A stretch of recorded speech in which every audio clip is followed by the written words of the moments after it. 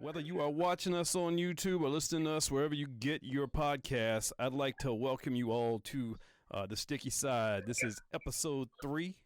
I'm coming to you from Raleigh, North Carolina. I'm Mike Bird, and joining me as always from Middleburg, Florida, my man Rob Chismark. What's up, Rob? Not much, man. I'm a little bit of ways from Middleburg, Florida today.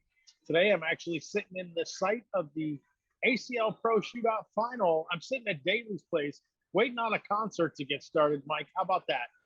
A concert? Who are you checking out?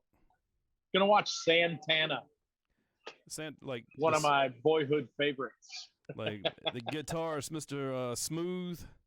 Yeah, that's the one. Well, Smooth, I believe, was with Maroon 5 or no, Rob it's Thomas. with the Matchbox 20 guy, Rob. Rob Thomas. Rob Thomas, yeah. But damn, that's got to be a good concert, man. I mean, he's getting up there in age. I mean, yeah, I was wondering if it was going to be a hologram. One of them tricks they do.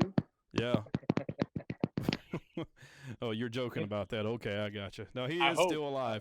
Yeah. I hope. Yeah, he is still alive. No breaking news here. Yeah. Hey, so on today's show, man, so we're in episode 3. Episode 2, we have Matt Guy on. After that episode, they had the ACL Pro Shootout. Matt and Jamie came up a little bit short. They got edged by Brett and Eric. But on today's show, we've actually got Matt's partner, a world champion in his own right, Jamie Graham, coming on later. That's going to be fun, man. Jamie, I've watched him grow up in this game. I'm sure you've even seen a little bit more than I have, but we both had the pleasure of watching this kid grow up in this game. Yeah, it's definitely going to be a fun interview. Jamie's a busy man, so it's kind of hard to get him on the show. I've been trying to get him on my other podcast for a while, and he's traveling the country. Right. Traveling the country playing cornhole, man. Did you have a chance to play any bags this weekend? No, I didn't throw any at all, actually. I'm kind of taking a little bit of a break. The end of the pro season just happened with that pro shootout final, and wanted to take a little bit of time off. My wife actually scolded me pretty hard and said if I even breathed cornhole for the next 2 weeks, she might kill me. Well, technically, you are kind of breathing cornhole right now. Hopefully, she doesn't lets know you that. Get away with this. She's actually sitting next to me. It's pretty cool here in Daly's place. We got a little quiet corner, so I thought it was a quiet corner, but trying to get this podcast filmed and get it in here before we go watch Santana. We have no obstacles too small we cannot overcome. Concerts, there's no doubt about it. You name it. So I played a little cornhole this weekend, man. My goal this year, I said this is my first year back in 2.5 years. So I'm playing both organizations. I don't have any contract signed, so I can play both. I'm not obligated to one organization. So I played in the ACO regional up in Bahama, North Carolina. Ran under Chris Clark. I put on my pro jersey and all that stuff from season 2017 season. Went up in. Hey, we talked about that when we were up there at Spencer's, Mike. You were telling me that thing fit the same? That one does. They actually got the size right on that one. Yeah, if you can't see it right now, but there's a purple one behind me, over my left shoulder, right shoulder. Yeah. That's the one that's right over your head. That's a large. That's the one I can't even wear, and that's the major championship one. But anyway, I went up there, man, and I got to tell you, the great players have gotten greater, and the good players have gotten great. It's I've never seen. What do you attribute that to? Yeah, being out for 2.5 years, man. I mean, I lost a lot. I lost a lot of reps. I lost a lot of muscle memory with my throw, and it's going to take a lot to get that back. And man, I finished like tied 17th. And then Here's the good question. Wow. Yeah, it was pretty rough, man. I beat my first game, man. I was like, I felt good. My airmail was working. I beat him 21-2. Then my second game, I got beat 21-2. So I was like, holy shit, that hurt. So let me ask you though. You're out there, you're playing, you're throwing your bags. When you left, that was just the beginning of the bring your own bag era, right? It was. So do you see that attributing to a lot of the good players that got seem to have gotten great. Is it the same? Is it the same bad, floppy, wiggly throw that they just happen to be able to slide all the way up the board in the hole? Well, Or are they really getting better because they've had the opportunity to have more reps? so you have to throw the bag straight, right? Okay, so you have to have the technique, the arm. You got to release the bag at the same point every time. You got to throw it straight. But what I am seeing is these bags, they're a lot more forgiving than those big bags we started out playing with before you could bring your own bags. Like these bags nowadays, you can throw past the hole, but the corner of the bag will catch the hole and spin around and slide back in the back of the hole. It's kind of cool to Backward. watch. Yeah, going back door. Yeah, that's what it's called.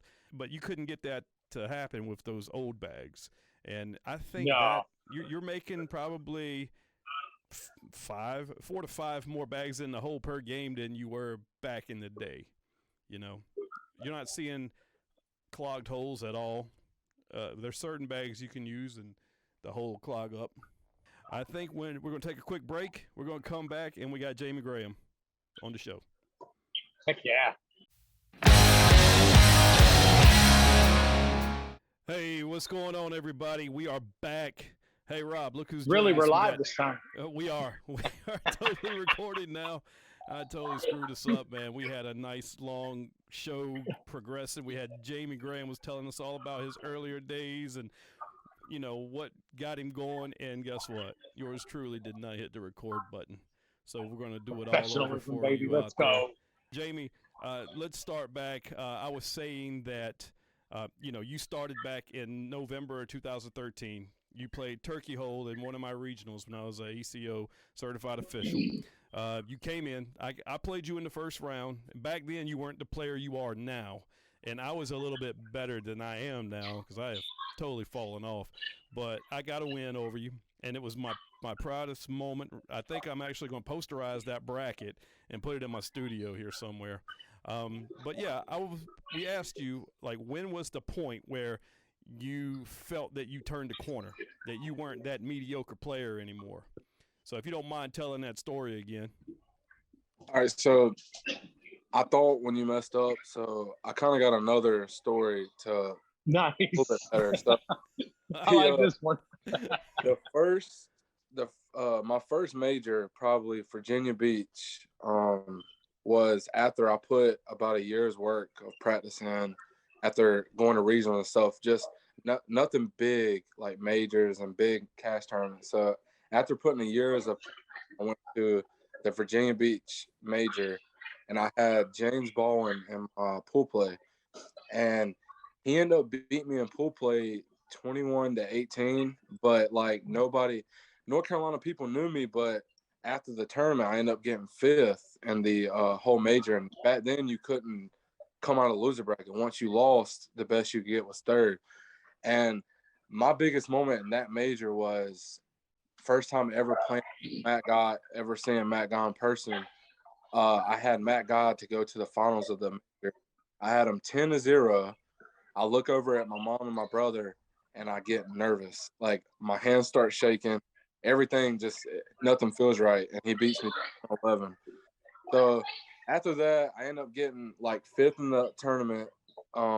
But all my friends from North Carolina, from regionals, people that see me at regionals, they were like, "Man, where'd you come from? What have you been doing, practicing?" I'm like, "Yeah, been at home every day practicing for a year, trying to get my right." And it finally showed, and that was a turning point for me.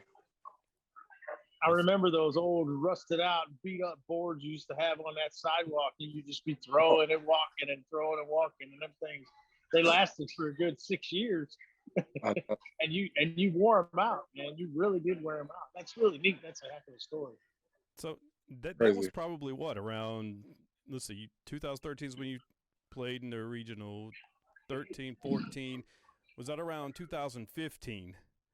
Because I believe in 2016 you were ranked number 2 in the ACO, so you had already turned the corner. And that's the year you won the North Carolina State Singles Championship. And I believe 2017 you won the King of Cornhole. So you flipped the switch around 2015 going into 16. So, Yep. like, what was that? Just how much were you practicing? I tell the story every time, and I'm not lying. But seriously, I practiced every day. Rain on. If it rained and I could go outside, I would go to a local VFW near my house, put in hours of practice. But every day after school, if it was sunny outside, I was practicing at 3:45 to about 7 at night, and every day it was a constant thing. There was only one thing on my mind, and the thing was is I wanted to be a champion, and I knew the only way to become a champion was I had to put the work in, so I did it. That's a great story too, because like you said, Jamie, you weren't really doing anything else. You weren't playing. You just got finished playing baseball, right? Correct. And so you found you had to find something else in order to be able to rise to that championship arena. And it's awesome that you picked cornhole. It's really cool. Like I was telling Mike earlier that we've kind of both watched you grow up. I've known you since you were pretty young, 2015, 2016, when you went on that one run in 2016 where I think you won about 92 majors, right? That's right when they went to 100 a year. And I think you won 92 of them that year. It was unbelievable, the run you were on.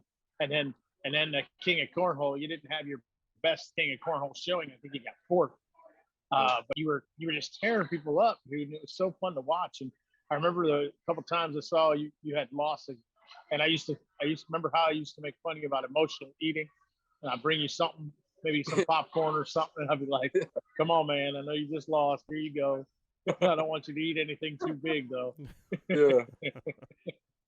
It's So crazy. it's Oh, really been fun to watch you grow up in this game. And so one of the questions that Mike asked is, when did you see the turning? When did you turn the corner? And you and I had talked a couple of weeks ago about what it was that changed your mentality and how much influence Trevor Brooks had on you. And I wanted you to tell a little bit about that story, about how your confidence just grew because you got to spend time with him just in those right. those little times that you had. So when I met Trevor, first time I met Trevor was a cash tournament. I think it used to be where Eric Rodder used to live. It was like Indian Trail, something like that. But there was a cash tournament up that way, and I went with Jason Tyson. They call him Big Truth. We played together, and it was an outside tournament. And all I heard was some loud dude constantly talking. And I look over, and it's Trevor Brooks. And but I had home at the time, so like we ended up had to play each other. And Jason played against him, and I played against old partner Jamie Crawford. Jamie Crawford. Jamie Crawford. And Trevor's killing Jason at the time, and I'm killing Jamie Crawford, and they end up beating us. And we're like smack talking each other the whole time. And at that time, I didn't know this dude was a killer. I didn't know like he had that killer in him. He'll knock you out in a quick second or whatever. So after that tournament, we kind of started talking on Facebook and got close. And I saw him at majors, and we go out to eat together. And I got real close with him. And then I started going to his house on the weekends and stuff and hanging out. We started playing regional together, and we got close. I mean, called brothers. But he put a different kind of confidence in me, like confidence outside of cornhole. Like he put that drive for me to lose the weight, to just everything, like everything in life. Like he helped a lot with about everything. I mean, he's always somebody to talk to about problems. He always like knew what to say whenever I had a problem, how to fix it or whatever. But he gave me that confidence to be one of the best cornhole players I could be. Of course, I put in the work, but that boost of talking to me and telling me I'm the best, that goes a long ways with being the actual best player in the world. And I mean, I've always thanked him for that. And I mean, he'll tell you if he was on here that me and him are still brothers. We're always going to be brothers. But he's a good dude. Yeah, I like Trevor, man. Saw him back in South Carolina at ACL Worlds, and saw him in California. Trevor's a real good dude, man. Actually, he's a guy that we're probably looking at getting on here at some point. And that brings me to another question. Yeah, partners. Like, how is it playing with Matt now? Because you two are like, it was a dream team. You guys are, it's like Jordan playing with Kobe, or something like that. Uh, 2 world champions, both leagues. Matt's resume speaks for itself. You're a one-time king of cornhole. You got ACL world championship. How was it finally having a stable partner? Someone. I mean, you've had good partners in the past, but you're partners with Matt Guy now. Right. So Matt would agree to this if I told him this. I would tell him. And I mean, people know I've talked to McCann about it. So the difference in Trevor and me and Matt was me and Trevor had that connection off the boards, just like we did on the boards. Me and Matt is just a dream team. I'm good at cornhole. He's good at cornhole. You put it together, get a great cornhole team. Me and Trevor, we could win games that we shouldn't win, even if we were throwing bad, because our chemistry together was just, it beat the other team, the chemistry itself.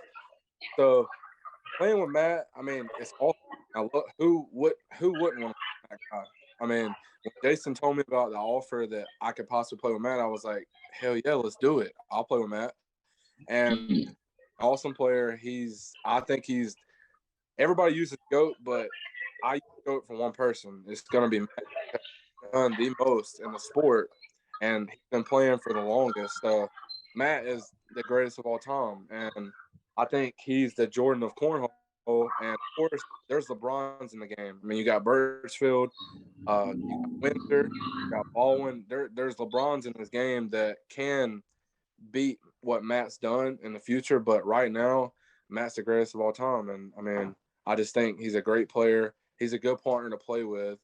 There's not really much talking going on during the game. I mean, don't communicate. Like, he expects me to do exactly what I'm supposed to do, expect the same, and there's not really communication during the game, so it's quiet. I have a couple of questions to kind of bounce off of that as well. You guys, I was telling in the beginning, I'm actually sitting here at Daly's place. Came for a concert. And this is where the ACL Pro Shootout Final.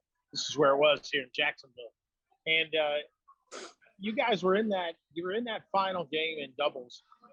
Knowing that it's the two of you, and just like you said, there's hardly any communication, and you've got your fire cornhole teammates on the other side, and you know what those guys are all about.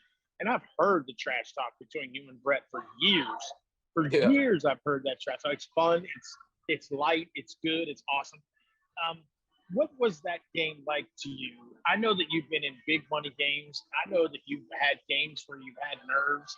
You and I, because we have so much history, I know that time that you were in juniors on ESPN and you just kind of seized up a little bit. It was the first time you were ever on a big stage, and it really got to you. I don't see that it gets to you anymore. What was that game like playing up there in that 10 rounds for that $25,000 or that $50,000 to the winning team? What was it like to not actually win that game? When did you feel like you were out of it? When didn't you? So I used to get nervous back in the day. First time being on TV, of course. I think everybody has that moment where they're just so nervous that they don't know what to do. They can't throw. They can't grip the bag the same. I've done it so much now that I've got used to that feeling. I got used to looking at the crowd, the big crowd watching. I got used to the intensity of how it feels to be in that moment, all that. So I wouldn't say that I was not nervous at all. I mean, it was a normal game for me. I knew Brett and Eric were going to be hard to beat because I think they're right there with me and Matt when it comes to a dream team. I mean, they have the talent to beat anybody just like we do. And I knew when we got down 7-0, I gave up the 2, Matt gave up the 5, and I knew something was going to have to change because Eric wasn't doing his normal game. Eric wasn't blocking. He was going hole for hole. And I was like, when he goes hole for hole, I believe he's one of the best players in the world when he doesn't block. So, and then it didn't help that Brett on there, I think, missed 2 bags. So, right. I mean, I wasn't mad that we lost. It was just frustrating that, like, I felt like we threw pretty good and we got our butts whooped. Like, we didn't just lose, we got killed. And I mean, I look back at the game, I've rewatched it, I don't know how many times just to see, but like all sums up that Brett and Eric just shot awesome, great. Like Eric barely missed. I think the only time I had the chance to score on Eric, I had to hit 3 out of 4 air mails to score. And Brett, I mean, Brett was on fire. I mean, they were both on fire. They're both great. Me and Matt's a great team, and Brett and Eric's a great team, and that's why. I mean, I love Fire Cornhole. We got the squad. So Fire Cornhole squad today. I mean, it's awesome. Well, that format, that was 10-round format, right? Right. So that's tough, man. If you have a bad round, that's hard to recover from. You're at that point, you're just hoping and praying that your opponents have a bad round or a bad couple of rounds so you can get those big points back. Because if you give up a big point round like Matt did, like a 5, that's tough to come back from in a 10-round game. It's definitely tough when the opponents ain't missing, and sometimes you can give up a 5 and you can get it right back on some people. But I mean, it was their time that they're on fire, and I mean, it's hard to come back from something like that. But I told Matt when he went for the airmail, I'd go for it too if I was him. I mean, he hits airmails. The bag was hanging. If he goes for it, it's a wash. It's still 2-0 going into round 3. So I mean, I'm not faulting him for going for that airmail. Missed and we ended up losing the game, but we all still made some money, made some moolah. I mean, Fire Cornhole. Jason McCannon can't be nothing but proud of Fire Cornhole this year for what we've accomplished for the first year for the team. No kidding, especially for some bags that weren't supposed to ever go in the hole anyway, right? Exactly. Stucky bags end up on top. Well, I got to give I've never met Jason. I've just heard of him just from Fire Cornhole, but I have to praise his business savvy because he brought on 4 of the best cornhole players to represent his brand and put the brand out there. And I don't think he could be any more happy than what he is right now when you guys, all 4 of y'all, represented and are at the top of the ACL right now, especially in the pro shootout. You definitely need to get McCann on here, man. He's I will. I will. He's never done me wrong at all. I mean, he's a cool dude, man. He's definitely a businessman. No, when it comes to Fire Cornhole. So I want to throw some of those bags. I wanted to do that in California. Didn't have an opportunity, but I hear good things about them. The new incinerator's gonna be hot bag, I think, in the sport this year. It's probably gonna be my go-to bag. It's similar to an all slide, and I like it. It plays very, very, very similar to all slide, but I know ever since I started throwing them, and I've thrown really good lately with them. We'll see how it goes. That's kind of what I want to go to next, your singles game. So last year you were the world champ. You were man of the year. This year, I think you dropped down to about 25th or 26th in the world.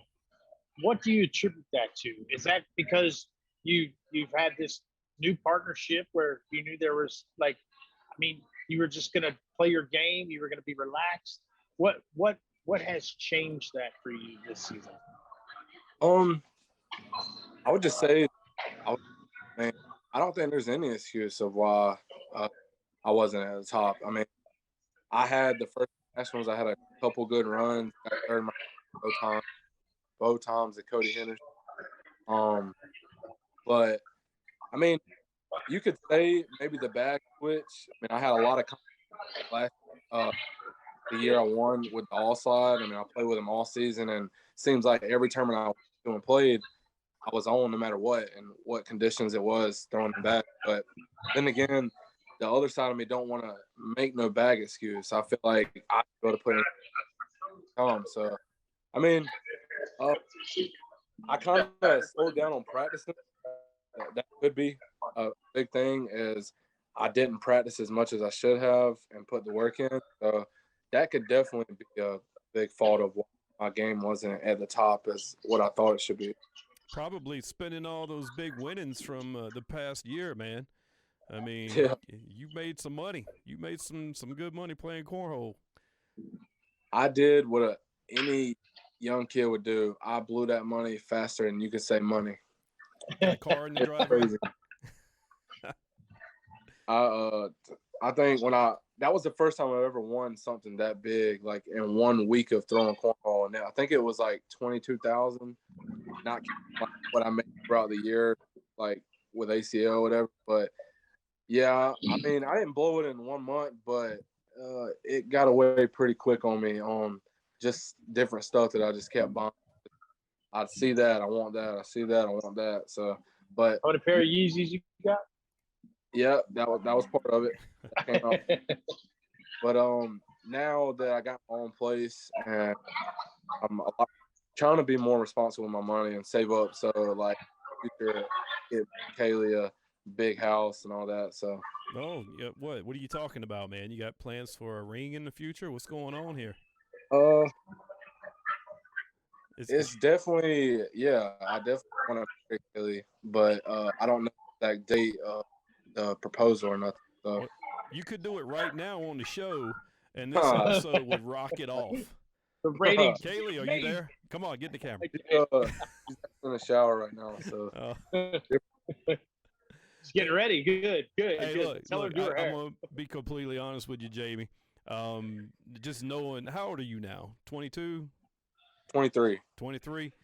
Just knowing, from 7 years ago when you first started, not going to lie, back then, you were kind of like that kid when you came to the tournament and you're like, okay, he's here. Oh, gosh, he's going to be a pain in the ass. That's how it was back in the day. But now the man you've turned into and the person, the character you have, I'm nothing but happy for you, man. You started at the bottom, you're all the way at the top. You got the hot girlfriend. I'm still kind of like how you're the man. You do it too, Mike. Well, this is about Jamie. I mean, you make everybody ask how. That's all. Yeah. Right. Everybody's like, how did Bird do that shit? What's he been up to the past 2.5 years? But yeah, man. And Kaylee's a great player in her own right. Is that because of you? Because she plays against you all the time? Well, here, just until recently, we never practiced like that together because I was an hour and a half from her house. So I was at my house practicing and she was practicing here. So like when we first met, we met at a family. It was like her family and I was there with McKenna. McKenna invited me to like a cookout and I didn't have no idea who Kaylee was, her family. I just knew Smokey Bolin, Jason McCannon, and like 2 other people that was there. And she was actually throwing at that cookout, but nothing serious. Like she was just messing around. But from that point on until like when we became friends, I was going to blind draws up in this area and I got her playing more. She got really good really quick because she had a flat bag off the get-go from pitching softball. And I guess just from my motivation, giving her that motivation to getting better and telling her that she could be the best women's player to ever play, it helped her along the ways of she's just as competitive as me. And she will argue saying that she's more competitive, but it's about even. But she definitely put the work in, and that's what we've been doing for the past 2 weeks, man. Just practicing. That's awesome. Hey, but before you came on the show, me and Rob were talking about bags and right.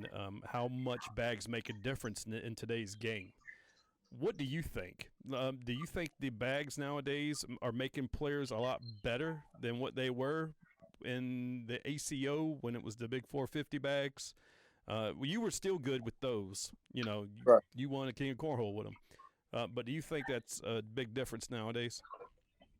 I think that the new bags, any fast bag that they've came out with now, you got the Game Changer, Ultra, any fast bag that you don't have to have a flat bag to throw, it's making the game, I think it makes it better because you give these people that can't throw the flat bag actually have a chance to compete against the best players. Because nowadays, back then, like when I first started playing, everybody used to say you got to have a flat bag to be good. That's all they used to say because the bags were so sticky that if you didn't throw it flat, it would tumble and flip. So Now, I don't think you need the flattest bag in the game. You just need consistency of hitting certain spots. Like if you look at Damon Dennis, he don't have the flattest bag. Matt Guy, he don't have the flattest bag. They just know where to hit on the board and they're throwing faster bags. So I do think it's helping the game that we got these faster bags for all these other players. And these slick bags, man, they're so hole friendly. It's crazy. I mean, I've seen people that throw it almost sideways, vertical, and it on the board and it goes in. That's just it's insane from where I started. Oh yeah. Does that frustrate you at all? Is it frustrating to a guy who grew up in the game, who saw it come from that need to be a flat bag? Does that frustrate you when you go up against a player who, if they had to have a flat bag, probably couldn't compete with you at all, might score 5-6 points? Does it frustrate you at all that they're in the game now? No, I wouldn't say it frustrates me because I still feel like you still got to throw it straight. No matter, you still got to throw it in the hole, no matter what bag you got or what throw you have, how you throw it. You sometimes you can be like, damn, if it was sticky in here, that shit wouldn't happen. But but I'm not gonna sit there and down somebody because they don't have a flat bag and they're throwing everything in and it's vertical in the air like this. So I wouldn't say it frustrates me, but I mean, I used to tell everybody, like I used to say, hey, you need a flat bag, but I don't say that now. I say now is all you need is consistency of throwing it straight. That's all you need now. Yeah. You remember how frustrated Trevor got when he lost to a net tedder in that in where was it? Cherokee maybe. Yeah. That year she made that run and she was tearing up everybody. Because you remember how frustrated he was because of that bag. It was just, It's crazy. It is crazy to see what this game has done, what this game has become from where it was. I feel like if you let stuff like that just frustrate you, you're already losing focus of why you're even playing the game in the first place. Like you can't, like there's players out there that let little things get in their head. Like if somebody rolls it, doesn't try to roll it, and they end up rolling over a bag and they're not trying to do it, some people get pissed off and are like, wow, you weren't even trying to do that. But why does it matter? Just throw your next bag. Like, who cares? You shouldn't worry about what your opponent's doing, how they're doing, what they're doing with the bag, what bags they're throwing. You should just be worried about what you're doing and what can you do to win this game, no matter what. I think that's why you four were so darn successful with those fire bags, no matter what they were going to do, because you were so focused on making sure that your bag did what it was supposed to do, that it didn't matter what the other bag was or what the bag's name that was in your hand. You guys were focused. Jason brought you together and made you a team and believed in you and showed you that he did. And it really didn't matter. The focus was already there for the four of you. It didn't matter what was in your hand. And that's why I think you've made the company so successful and you've been so successful this year. So it's been really awesome to watch, really, Jamie, just to see you've gone through, Mike touched on it a little bit, but you've gone through partners. Mike Arrington Sr., you kind of went to Tyler for a little bit, and then you played with your brother for a while, and Trevor, and then you went on to, I guess, Frank would have been the next guy after, and then you're on to Matt. So it's been crazy just to watch you progress through the game and to really be the MVP of every team you've ever played on, regardless of who the other guy was. And even you and I you joked a little bit. I guess that was at Rock Hill when you told me, yeah, you're playing with Matt, but you played better than him all year anyway. He'll tell you that. That's what you told me. So I didn't. Well, we were joking. Like I said, but it was just funny that that for some reason, when you get in a partnership, no matter who it is across from you, that you put so much of it on yourself and are able to focus through that and still be the best player. So it's cool to see. It's awesome to watch. And it's great to have watched since you've been 16 years old. I appreciate it. So, Jamie, when you practice, okay, so you got extremely good from being a average player, as we stated earlier. Now, when you were practicing, did you work on like your form and your technique, or like did you tweak things as you were playing throughout the weeks? Like, was there one certain thing you did that made your bag go straight every time? as opposed to like going left a little bit or right a little bit. Because now you're Right. probably 98% down the middle every bag.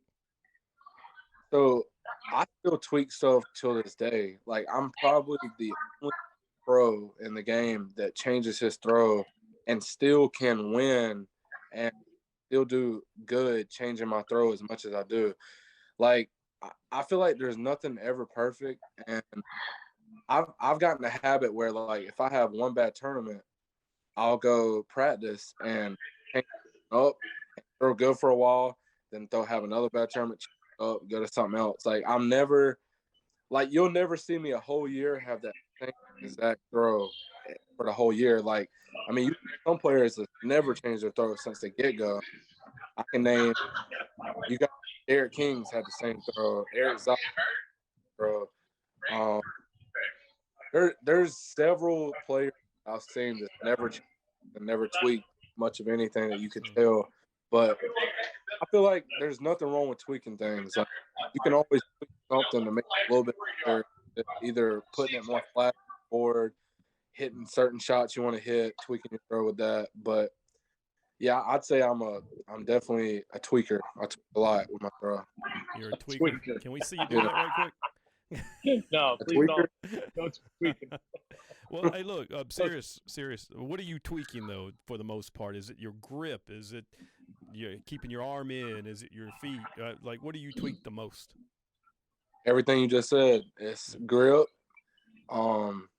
grip, which foot I'm gonna put first, left or right, stepping, standing, how I'm like holding it. Like when I start, if I'm holding it out in front, if I'm not doing any kind of like before throw, if I'm just gripping it and ripping it, like everything, man, it's crazy. Like today I was doing two different kinds of grips and right foot forward. I was doing a butterfly grip and I was doing a non-butterfly grip, and I don't know, both of them was working today. So I'm always ready if one's not working, I got another throw on the next spot. I think that was one of the things that I caught you early in the week in Rock Hill, the year you won the world championship, and you had told me it was something like I found my throw. I found the throw I'm going to use this week. So you had been working on it all the week prior to Rock Hill before you won a world championship, and you said to me, "I found the throw I'm going to win with this week," and you were right. Yeah, it's crazy that week when I won. The whole year I start off. So the first national, it was the same throw I won the world championship when I beat. The second national, when I got second in Noah Wooten, it was the same throw. Then we had to play qualifiers because of COVID. I did a whole new throw for the first qualifier that I went to. I did a whole new throw for the second qualifier I went to. And then for, I can't remember the next big tournament besides Worlds we played. I went somewhere and did my world championship throw and threw really good for that whole week right before Worlds. Went to Worlds, did that throw, and I was like feeling it every day. Like every day I stepped to the board, I was like, man, it's going to be hard to beat me. It was just that feeling. I don't know. I don't know how you do that because I Me hold neither. the bag. I hold the bag a certain way. I pinch with the corner of the bag with these two fingers. Toby Smith, if you remember him, would throw a bag like that, and that's who I mimic that from. And if I get away from that, like holding the bag like this, or you call that a butterfly, if I hold it like that, I am not consistent, and I'm scared to go into a tournament and start a new throw, you know.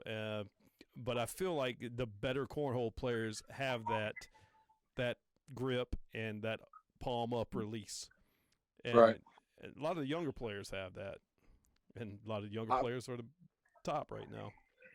I've tried to do that grip you're talking about. That's the only grip I can't do consistent.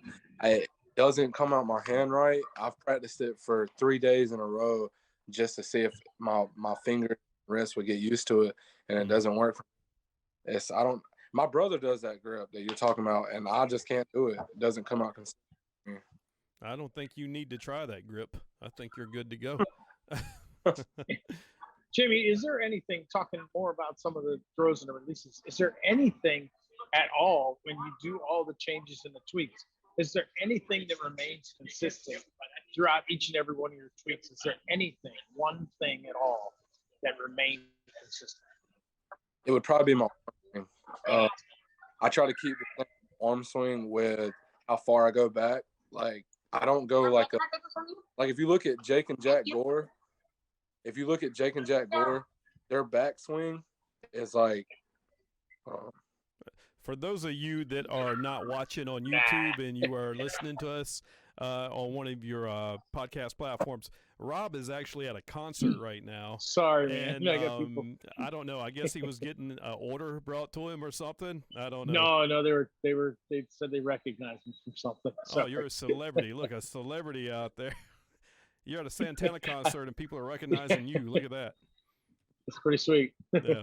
Accidents I just happen. wanted to let everybody know that out there in podcast land what's going on. Sorry. But Jake and Jack, they have that backswing that goes literally above the head almost, like all the way back, like a bowler kind of. Yeah. So I've never done that to go that far back. So the only thing I always keep consistent is my arm swing. I go like a certain length back behind me. It's probably even with my hip, and it doesn't go much further than that unless I'm trying to hit like a push or something. Mm-hmm. That's really the only thing I can consistent. Did we talk about on the air about you moving and yeah. You said you're going to be moving? Well, do you really think that moving closer to the Gores is a good idea for Jamie Graham? See, I'm not worried about the Gores. I mean, I boost them up because they're great players, but they I'm not worried about like talent wise. Like, yeah, they can beat me and I can beat them, but I feel like the more people I play this at top level, then the better my game can stay there. And I think they're going to be great players in the future. I mean, I'm looking forward for when they're my age playing ACL and how good they. I know they motivate. I know that they're motivated by you being around because I know that they love to play against a guy like you. I mean, oh yeah. What an opportunity that is. That's like a goat breeding ground over there, that AAR facility. Just it's unbelievable. How are those kids so good? It blows my mind. I don't understand it. Jamie, you started out, Bobby Jr. was around. Bobby Morris Jr. Okay.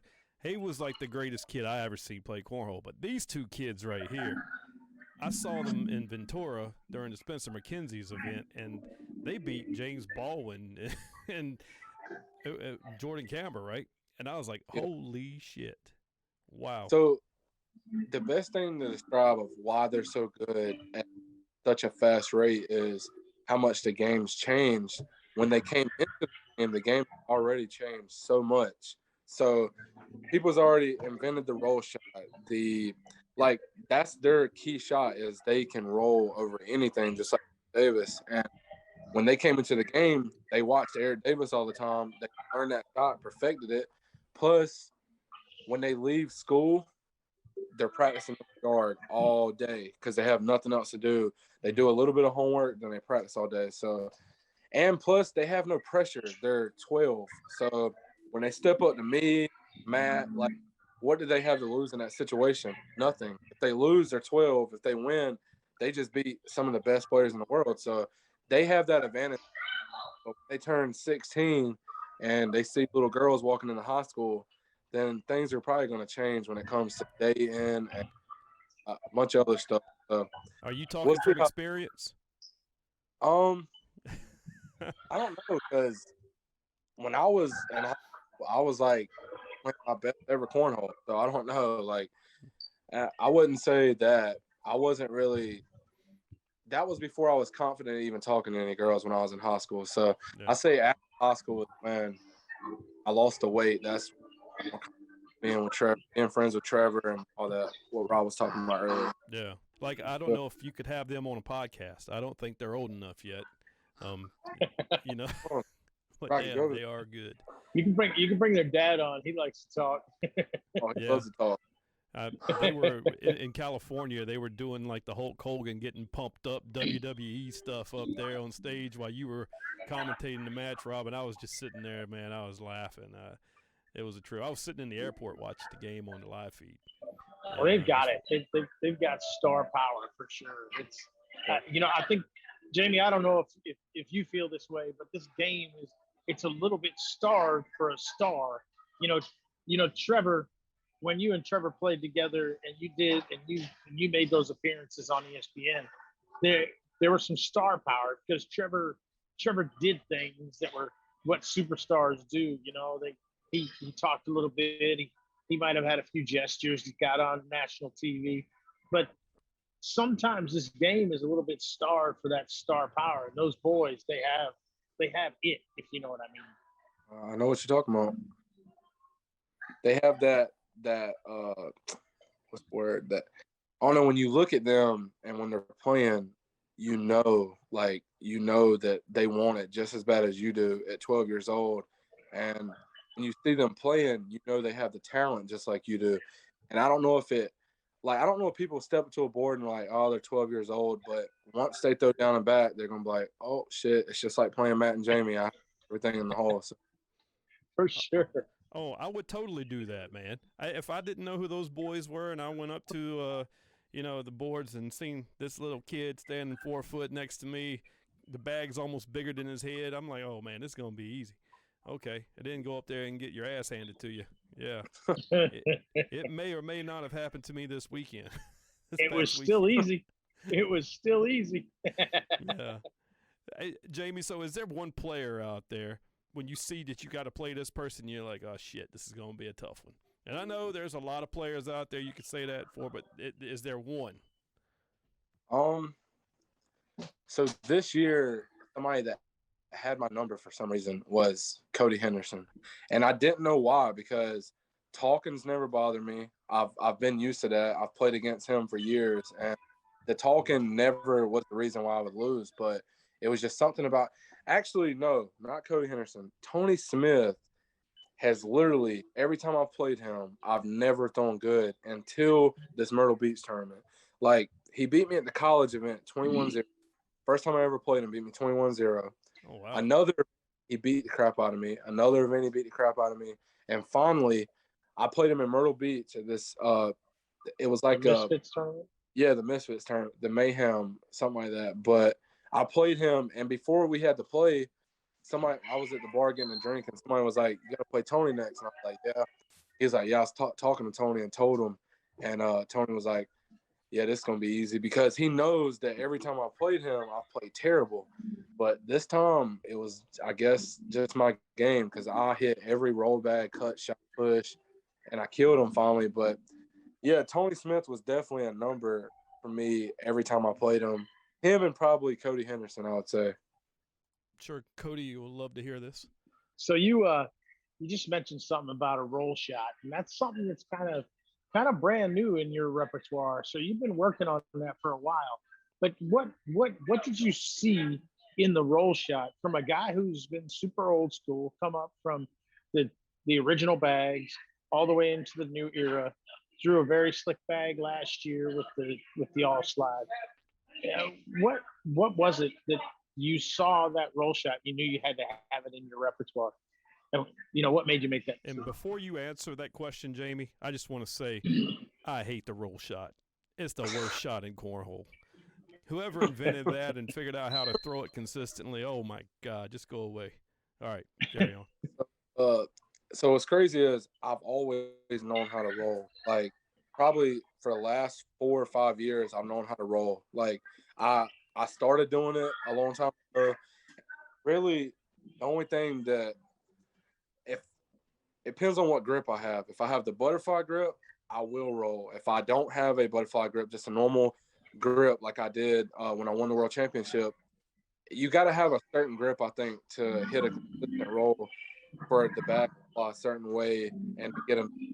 And now that I'm throwing a butterfly grip, so the roll shot comes natural. I can just tilt my wrist a little bit, and it automatically starts rolling. Now, if the boards are fast, a little bit different story if I'm throwing a faster bag. But I don't know, like, I'm a roller like Davis, Tony Smith, but I have a shot for when I need it. If I don't want to block one round I don't want to block it back, hit a cut shot or a roll bag instead of airmailing or blocking, or a safe roll shot. If I don't want to go off the back of the board, and I knew if I know if I miss this roll, it's still going to stay on somewhere around the hole or on top of his bags. So I think it's a good shot to have, but I think it's you shouldn't overuse it. I don't think you should be focusing on the ball every single. Oh, I hear the doggy. Where's the dog? Hold on. He's Haley's parents just got home, so that's okay. Yeah, we're a few minutes away from wrapping this up, but for those people that are listening that don't know what a roll shot is, so a roll shot is like the great equalizer for a blocker bag. Basically, there's a certain way you throw the bag where instead of it being flat, it's going through the air at probably, depending on if you're right-handed or left-handed, at a 10 o'clock, 5 o'clock position, kind of like this, right? Am I right here? So when it hits the board, it's going to climb over the bags. And when would you say that shot started? I ain't gonna lie, dude. Eric Davis used to do it in ACO at our state championships. Like I used to see him back in the 450 days, he was doing it. Yeah. Michael Avery actually used to do it back in the day too. So them two is the first two people I saw roll back in the day. When the roll shot was super successful against you in that 4th of July national back in Philadelphia a year and a half ago, or 2 years, or no, about a year ago, you and Noah were in the finals, and he got up real big because you kept throwing that blocker and he kept throwing that roll. Was that something that influenced you to start adding it more? No, like I said a while ago, it was just the grip I had. Like I didn't have the roll grip at that time, so my main focus was against Noah, knowing that he was going to roll every time. Was I knew I had to start hitting air mills. If I hit air mills, I can win this game, and that's why I started coming back. I mean, I was down, and I started hitting big air mills, and he was at that time my air mill was being more consistent into the game than his roll shot. He was missing some, going too far over the back of the hole, and I didn't change my game because of that game. I just, like I said earlier, it just all depends on the grip I have. Is there one bag you wish you could have back that you threw and you were like, oh my God, that was it? Led to a big defeat or something like that? Or actually, let's rephrase that. Is there one match that you wish you could have back? So here would be against Hisner at the Virginia Beach shootout. If I won that final of singles, and I don't know what I did different, but I went back and watched it, and it was one round where he was sitting about to get two on me, and he ended up pushing in and going left. So if I finish up, it's a wash. And I end up throwing it right and blowing two of my bags off the back and him getting four, him taking the lead in a 10-round game, and that just home in the game. So recently I would say that match, but I can't really think about back like last year. And so I would say that. Wow, that's kind of what happened this past weekend with Frank and Adam. I think if Frank would have boarded it, he would have just given up 1 point, and it would have tied. But I think Frank threw it off the back and gave up two, and I think that's how Adam won. And correct me if I'm wrong on that, but it was something like that. No, you're talking about Frank and Adam match was if Frank would have slid in instead of going behind the back, if he would have just slid both his in, he would have guaranteed his victory. He went behind the hole, had a blocker in front. Adam threw his next bag, and it was hanging on the left side. If Frank goes in without taking Adams, he wins. He clogged the hole, which gave Adam four, and Adam won by one. Look at that photographic memory, folks, by Jamie Graham. It's crazy. Etched in his mind. I'm impressed. I can't even remember what I just had for dinner. And you're like, you probably watched it a lot, though. Oh, yeah. Rob, you got any more questions over there, man? I mean, I can talk to Jamie Graham for another 3 hours because of just so much that he's got. You know, there's so many things that I think of when we sit here and talk. But no, it's probably time to move on and let me go watch the rest of this concert. I was going to say, is Santana on yet? Yeah, I think he comes on next song, actually. So. Hey, look, Jamie, thanks again for being on the show, brother. Fire Cornhole, man, that's what you do, Team Fire. You got anything else you want to plug? What you got going on in your downtime right now? Working on moving in my new house. Ready for next season. Start up with cornhole again, playing with Matt Guy. And hopefully we'll continue what we done this season and get a doubles world championship. Move on up in singles, huh? You want to climb a few spots? Yeah, move up a little bit in singles rankings too. All right, man. Good luck, man, as the season comes on. And we will see you again. We really do appreciate you coming out and meeting with us and doing this podcast, man. Thank you very much. Appreciate y'all inviting me on. Yeah, Jamie, anytime, brother. Rob, you go enjoy your concert, brother. Always a pleasure, man. We'll see you next time. All right, Mike. Cause we all just wanna be cornhole stars, saying keep ourselves and driving beat up cars. The crowd gets crazy and the beers ain't cheap. We get drunk all day, so we just don't eat. And we hang out at the local bar, throwing bags in the hole like we have it all.